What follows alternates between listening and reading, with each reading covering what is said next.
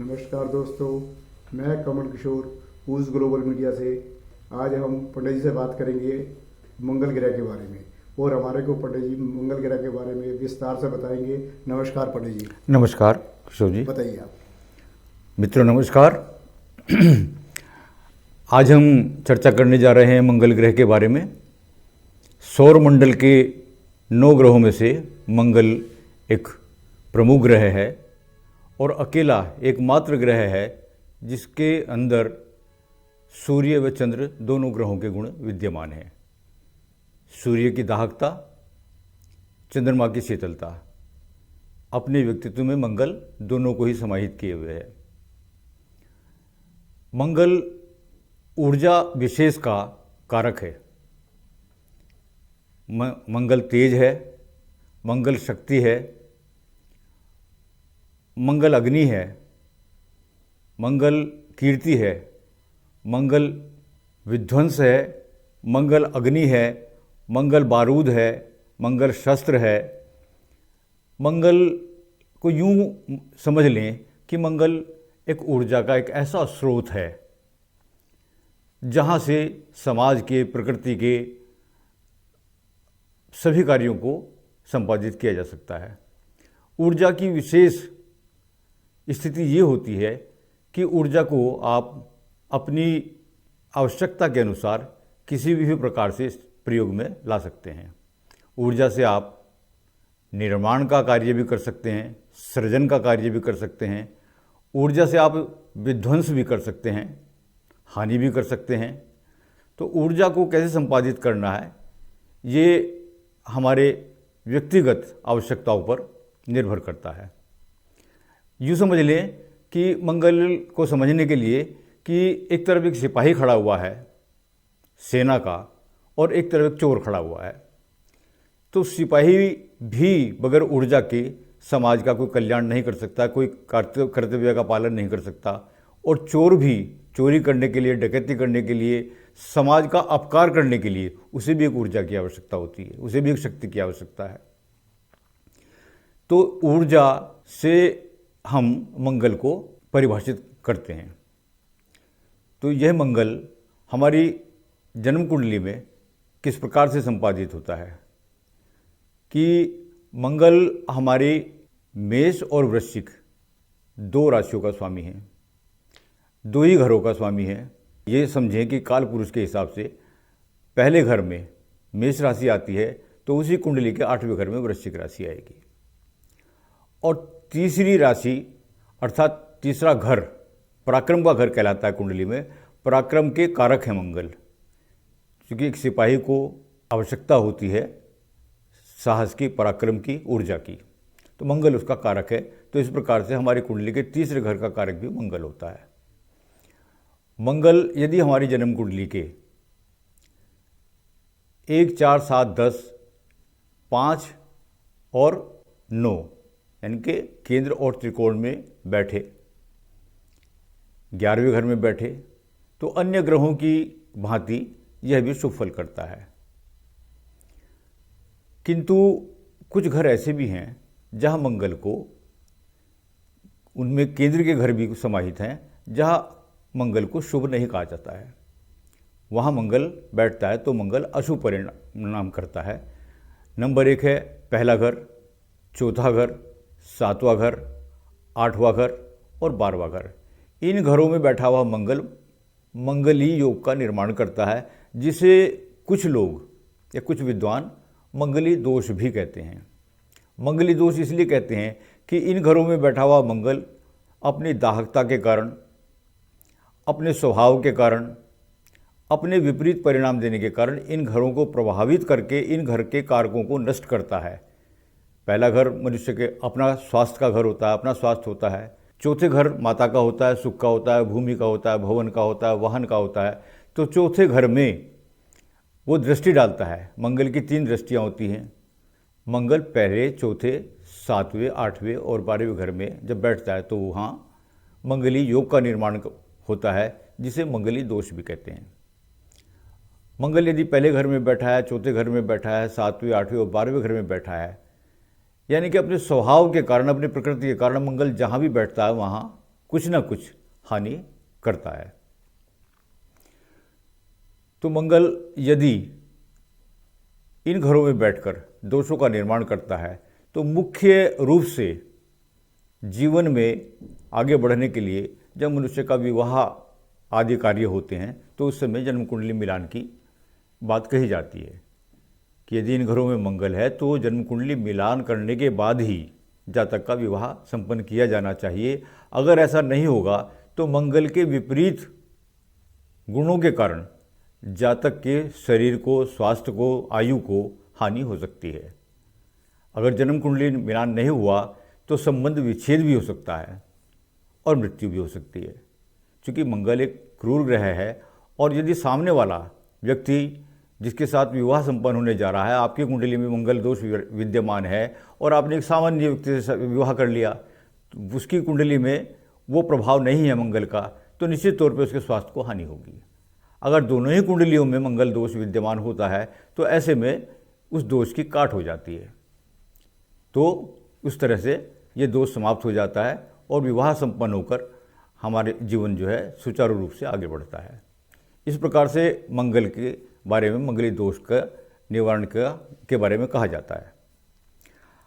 अब मंगल के बारे में, मंगल की जो महादशा है उसके बारे में भी ऐसा प्रचलित है कि यदि मंगल पहले, दूसरे, पाँचवें, छठे, आठवें या 12वें इन घरों में से किसी घर में बैठा है और मंगल की महादशा आ गई है मनुष्य के जीवन में, तो वो महादशा मनुष्य के ऊपर सुखपूर्वक व्यतीत नहीं होगी, वह पॉजिटिव नहीं होगी, वह मंगल की महादशा विपरीत गुणधर्म वाली होगी। ऐसे में मनुष्य को कष्ट होगा।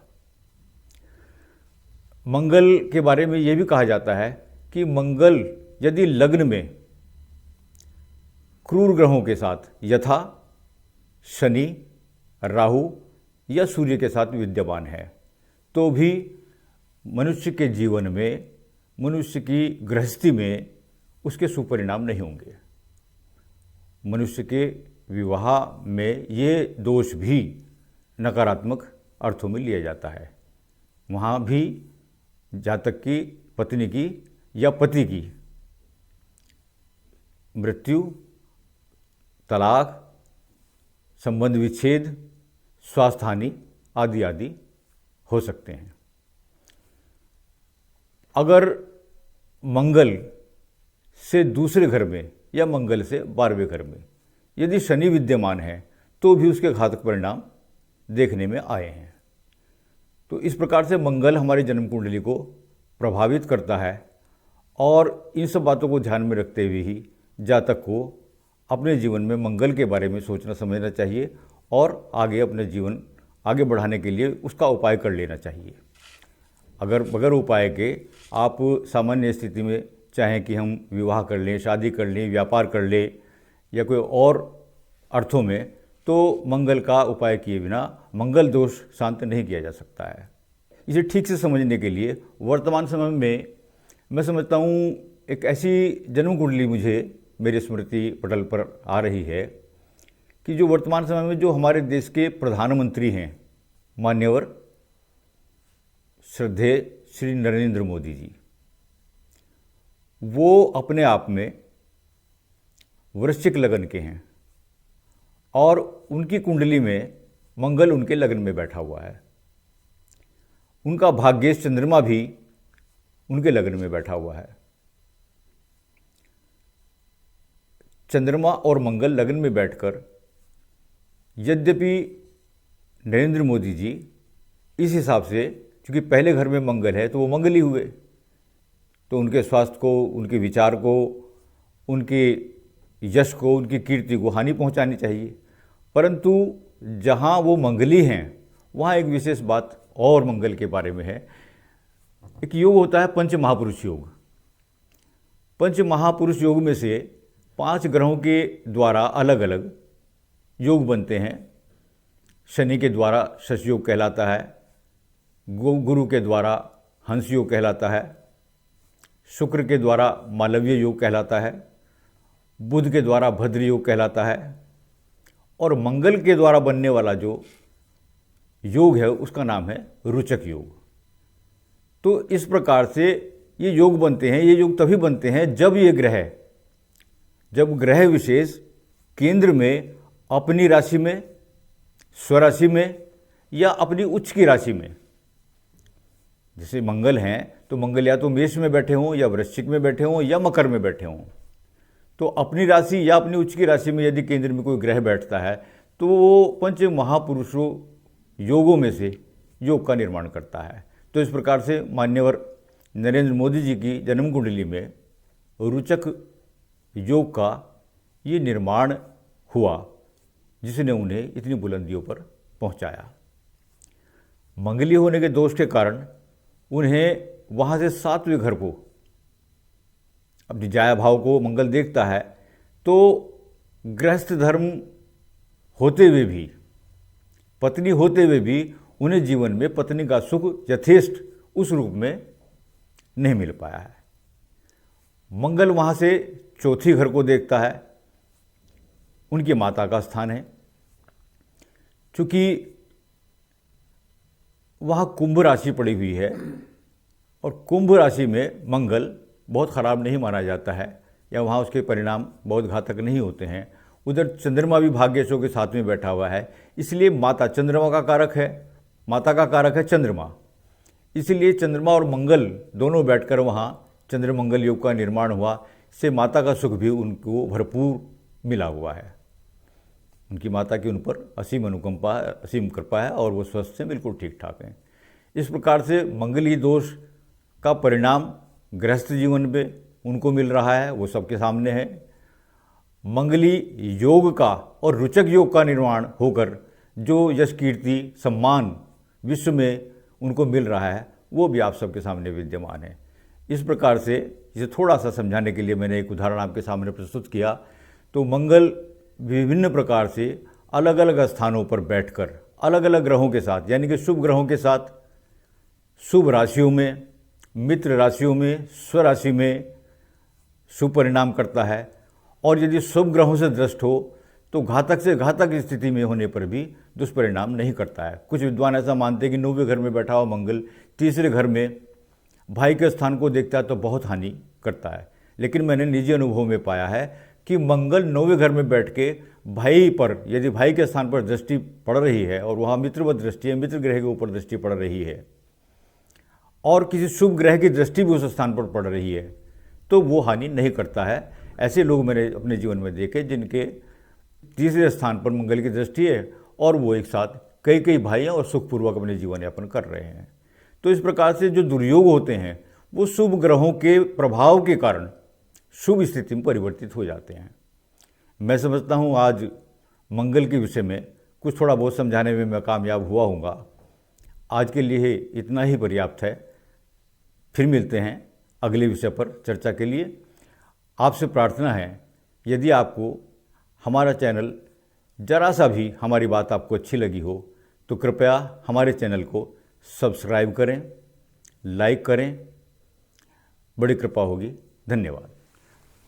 नमस्कार।